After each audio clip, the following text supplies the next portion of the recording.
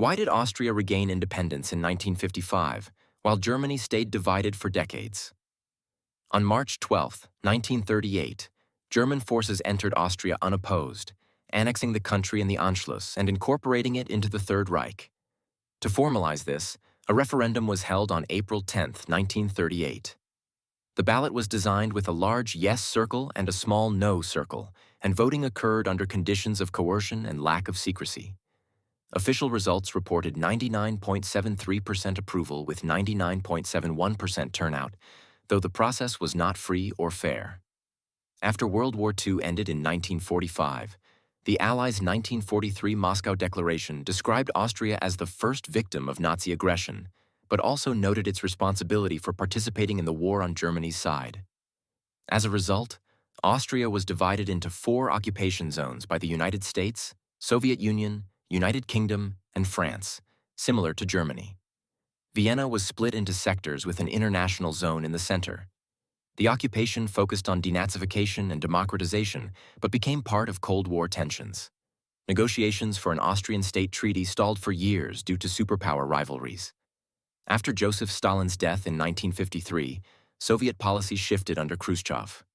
In April 1955, talks in Moscow led to the Moscow Memorandum, where Austria agreed to permanent neutrality, no military alliances or foreign bases, in exchange for Allied troop withdrawal. This paved the way for the Austrian State Treaty, signed on May 15, 1955 in Vienna by the 4 Allied powers and Austria, restoring full sovereignty. The last Allied troops left on October 25, 1955. A day later, the Austrian parliament passed the federal constitutional law on neutrality, committing the country to remain outside military blocs permanently. Austria has adhered to this.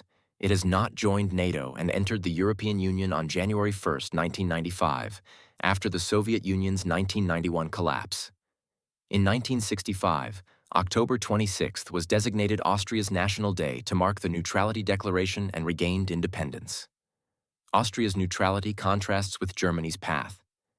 In March 1952, Stalin proposed unifying Germany as a neutral, demilitarized state with free elections and troop withdrawal. The Stalin Note.